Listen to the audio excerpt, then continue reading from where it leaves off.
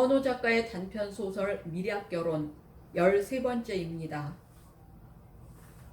본래는 일요일 오후에 서울로 돌아가기로 계획이 잡혀 있었으나 아쉬운 나머지 하룻밤을 더 제주도에서 묵고 월요일 아침 첫 비행기로 돌아가기로 계획을 바꾸었다. 공항과 호텔 프론트에 전화를 걸어서 계획을 변경시키고 나서 영주와 오 박사는 제주도 관광에 나섰다. 오 박사는 학술 세미나다 의료인 보수교육이다 해서 여러 차례 제주도에 와본 적이 있었으나 영주는 처음이었다. 그렇기 때문에 영주 눈에는 보이는 것이 모두 다 신기하고 감탄을 자아내는 것뿐이었다.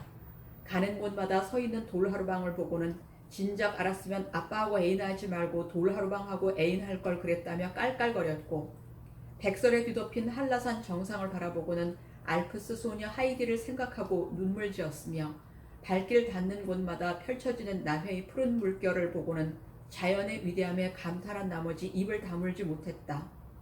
사람들은 오 박사와 영주를 돈 많은 영감과 그의 젊은 애첩증으로 보는 것 같아 오 박사는 마음이 아팠으나 영주는 그런 것도 개의치 않고 마냥 행복에 들뜬 기분으로 거리를 활보하고 사람들 틈에 뒤섞이기를 마다하지 않았다.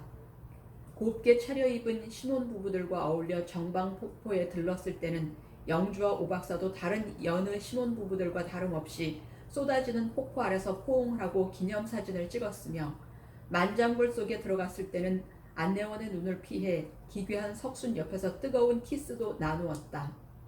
저녁엔 나이트클럽에 가서 양주로 하루의 피로를 씻어내고 혼곤한 기분이 되었을 때 서로 부둥켜 안고 춤을 추었다. 오 박사는 춤에는 별로 소질이 없었으나 영주는 춤을 곧잘 추었다. 그 중에서도 특히 블루스를 추는 솜씨는 가히 프로급이라고 할 수 있었다. 너 언제 그렇게 춤을 배웠니? 배우긴요. 타고난 소질이죠. 오 박사는 춤추는 소질은 갖고 있지 못하니 타고난 소질이라면 누구에게서 물려받은 소질이란 말인가. 영주 생모의 얼굴이 어렴풋이 떠올랐다. 그 생모에게서 물려받은 것일는지도 몰랐다. 영주 생모는 예능계통에 이름 있는 집안의 막내딸이라고 하지 않았던가. 핏줄은 역시 속일 수 없는 것이라는 생각에 이르자 괜히 무서운 느낌이 들었다. 춤을 한 차례 추고 자리로 돌아오는데 중년의 서양 신사 한 사람이 그들 앞으로 다가왔다. 어떻게 되는 사이입니까? 내 딸입니다. 오 박사가 대답했다. 서양 신사는 원더풀을 연발하고 나서 영주에게 춤 한 번 같이 추기를 진지한 표정으로 제의했다. 금발의 푸른 눈이 매력적인 사나이였다. 죄송합니다. 시간이 없어서요. 영주는 신사의 청을 정중하게 거절했다. 왜 같이 한번 추지 그러냐? 상대가 돼줄 것 같은데. 내가 못해준 춤 상대 말이야. 신혼 첫날 신랑이 아닌 다른 남자와 어떻게 춤을 춘단 말이에요. 우리나라 관습으로는 있을 수 없는 일이에요. 영주는 흰 이빨을 드러내며 환하게 웃고 있었다. 관습보다 더한 윤리도 파괴하는 마당에 관습을 따지다니. 그러나 오 박사는 입 밖으로 그 말을 내뱉지는 않았다. 나이트클럽에서 나와 호텔방으로 돌아왔다. 대충 씻고 잠자리에 막 들려고 하는데 전화벨이 울렸다. 영주가 전화를 받았다. 차경미였다. 아빠 좀 바꿔줄래? 아빠 주무시는데요? 좀 깨워. 급하게 할 이야기가 있어서 그래. 무슨 이야기인지 저한테 하세요. 제가 전해드릴게요. 아니, 젊은 색시를 혼자 두고 벌써 잠을 자면 어떡해. 그러다가 영주 불만 생기겠다. 안 그래, 영주? 하실 말씀이 그거예요? 그리고 한 가지가 더 있어. 이건 박사님께 직접 이야기해야 하는데 주무신다니 영주에게 하지 뭐. 박사님은 영주를 소유했지만 이 차경미는 그 박사님을 소유하고 있다는 사실을 잠시도 잊어서는 안 된다고 전해줘.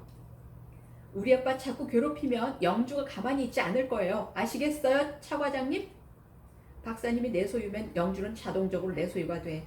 네가 나를 뭘 어떻게 한다고 그러니? 어떻게 할지는 두고 보면 알아요. 영주는 이를 뽀드득 깔며 전화기를 내려놓았다. 그때 영주의 표독스러운 표정 위로 살기 같은 것이 언뜻 스치고 지나가는 것을 오 박사는 분명히 보았다. 영주 생모의 저주가 생각났다. 남편을 잡아먹은 왼수, 태어나기도 전에 살인을 한 악마의 자식. 오 박사는 무서운 생각에 치를 떨며 영주를 와라 끌어안았다. 영주야, 차경미는 나한테 맡겨. 차경미 문제는 나한테 맡기기로 했잖니. 그러나 영주는 분해서 못 견디겠다는 듯 아무 말도 못하고 가쁜 숨만 쌕쌕 몰아쉬고 있었다. 월요일 아침 첫 비행기로 서울로 돌아왔다. 영주는 집으로 들어가고 오 박사는 곧장 병원으로 출근을 했다. 차경미가 잔뜩 독을 품고 오 박사를 기다리고 있었다. 영주는 왜 같이 오지 않았어요? 차경미는 손에 들고 있던 주사기를 깨져라 내던지며 오 박사를 쏘아보았다. 영주는 출근을 할 필요가 없으니까요. 오 박사도 손에 들고 있던 가방을 소파 위에 내던지며 차경미를 마주 쏘아보았다. 영주 그게 집에 아직도 뭘 모르고 있는 것 아니에요? 알고 있어. 차 과장이 내 비밀을 훔쳐냈다는 사실을. 아니, 차 과장이 다 이야기해 주었다면서요. 오 박사는 외투를 벗어 옷걸이에 걸면서 말했다. 그런데 어떻게 그렇게 큰 소리를 칠 수 있죠? 남의 비밀을 안다는 것이 반드시 행운이 되지는 않는 것이요. 때로는 불행이 될 수도 있다는 사실을 알아야 할 것이요. 협박을 하시는 거군요. 차경미는 눈이나 깜짝할까 보냐고 입술을 깨물며 내던졌던 주사기를 도로 집어들고는 방을 나가려고 했다. 잠깐! 오 박사가 차경미를 불러 세웠다. 좋게 해결을 합시다. 원하는 것이 뭐요? 제가 원하는 것은 박사님이에요. 모르고 계셨어요? 저와 결혼을 해주세요. 저는 박사님의 아내가 되는 것이 소원이라고요. 저와 결혼만 하면 모든 것이 좋게 해결될 수 있는 거라고요. 오 박사는 어이없다는 듯 창너머로 병원 정원을 한참이나 내려다보고 섰다가 다시 차경미를 돌아보며 말했다. 결혼이란 망치로 못을 때려박듯 억지로 하는 것이 아니지 않소. 저도 처음부터 망치로 못을 박듯 하지는 않았죠. 은근한 눈길도 주어보고 분위기 있는 자리도 마련해보고 애틋한 마음을 담은 부드러운 말도 건네보고 또 때로는 격에 어울리지도 않게 앙탈을 부려보기도 하고요.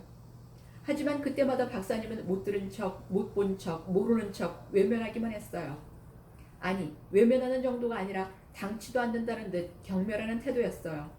그러더니 결국에는 영주 그게 집애한테 빠지고 말았잖아요. 차경미는 분노를 사귀기 때문인지 아니면 슬픔을 억누르기 때문인지 얼굴 근육이 팽팽하게 긴장을 하고 있었다. 주사바늘로 찔러도 뚫어지지 않을 것 같은 얼굴이었다. 오 박사는 피곤한 듯 의자에 가서 무겁게 몸을 내려놓으며 말했다. 아무튼 그 이야기는 이제 끝난 이야기요. 다른 해결책을 말해주시오. 결혼을 하자는 것만 아니면 무슨 이야기든 다 들어주겠소.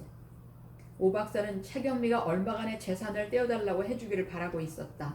그러나 그렇게는 끝을 낼 수 없는 차경미였기에 차경미는 더욱 긴장하며 말했다. 저와 결혼을 못 해주겠다면 좋아요. 대신 영주를 다른 사람한테 시집 보내세요. 이것이 마지막 해결책이에요. 영주를 다른 사람한테 시집 보낸다고 해서 차 과장이 좋아질 것이 뭐요? 좋아질 것은 아무것도 없어. 알고 있어요. 영주가 10번, 100번을 시집을 가더라도 박사님이 저와 결혼을 해주시지는 않을 거라는 걸. 그런데 왜 굳이 그런 조건을 내세우는 거요? 못 먹는 밥에 재라도 뿌리자는 거죠. 차경미가 획 바람을 일으키며 방을 나갔다. 정 박사에게서 전화가 걸려왔다. 오서방, 신혼여행은 잘 다녀왔는가? 정 박사의 굵고도 구수한 음성은 불알 친구의 음성같이 반갑기만 했다. 자꾸 놀리면 나 그 집 딸 소방 놓고 도망갈 테야. 오, 그래서는 안 되지. 안 되고 말고. 오 박사와 정 박사는 전화기를 맞잡고 한참이나 껄껄 웃었다. 그래, 몸살은 나지 않았나? 염려해준 덕분에. 어제 저녁엔 집으로 전화를 해도 안 받던데. 오늘 아침에 돌아왔어. 조금 전에. 얼마나 좋았으면. 부럽네. 부러워. 시집 한 번 더 가지 그래. 할머니가 좋다는 총각이 있으면 중매 좀 서주게. 신문에 광고를 한 번 내보지 그래. 부인 광고. 할머니가 총각을 찾고 있습니다. 알았네. 알았어. 영주나 실컷 행복하게 해주라고. 정 박사가 전화를 끊고 나자 곧 이어 영주에게서 전화가 걸려왔다. 아빠, 최 과장님하고 다투지 않았어요? 다투긴. 아빠, 저 지금 병원으로 갈까 하는데요. 피곤할 텐데 좀 쉬지 그러냐. 원장실 꽃꽂이도 새로 해야 하고. 차 과장이 벌써 갈아 꽂았나 본데. 오 박사는 바로 앞에 놓여있는 꽃병의 꽃들을 한 송이 한 송이 유심히 살펴보았다. 싱싱하고 청초한 모습의 새 꽃, 새 얼굴들이 확실했다. 아름답고 예쁜 얼굴들이 오 박사에게 반가운 인사를 보내고 있었다. 꽃은 미운 사람의 손으로 갖다 꽂으나 고운 사람의 손으로 갖다 꽂으나 아름답기는 마찬가지인 모양이었다. 차 과장이 갖다 꽂은 꽃도 영주가 갖다 꽂은 꽃과 별반 다름없이 아름답고 향기로운 것을 보고는 그런 생각을 해보았다.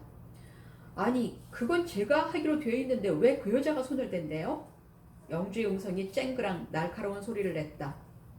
뭐 그런 것까지 가지고 싸울 거야 있니? 오 박사는 영주도 역시 여자임에는 틀림이 없다고 속으로 웃음을 삼켰다. 아빠, 그 여자하고 어떻게 이야기가 됐어요? 잘 됐어. 어떻게요? 오 박사는 어떻게 둘러댈까 하고 머뭇거리다가 애초에 생각하고 있던 타협선을 그대로 이야기했다. 병원을 반토막 내서 주기로 했지 뭐. 그걸로 입을 다물겠대요? 그럼. 그러니까 영주는 아무 걱정하지 말고 새장의 새처럼 마음껏 행복을 구가하기만 하면 되는 거라고. 알겠어? 네, 알겠습니다, 박사님. 그러나 영주는 오 박사의 말이 고지고대로 들리지가 않았다. 확인을 해볼 필요가 있었다. 차 과장 방으로 직접 전화를 걸었다. 안녕하세요. 저 영주예요. 오, 세대. 어쩐 일이야? 신혼여행에서 막 돌아와서 피곤할 텐데 전화를 다 주고. 저 차 과장님 만나서 할 이야기가 좀 있는데요. 왜? 다른 사람한테 시집 가기 싫다는 이야기 하려고? 그게 무슨 말씀이세요? 박사님한테서 못 들었어? 내가 그랬지. 영주를 다른 사람한테 시집 보내라고. 나하고 좋게 해결하는 방법은 그 방법밖에 없다고. 아니, 차 과장님이 무슨 권리로 그런 말씀을 하세요? 몰라서 물어? 나는 영주와 박사님에 대한 모든 권리를 가지고 있어. 알겠어? 차 과장은 전화를 뚝 끊어버렸다. 악당해!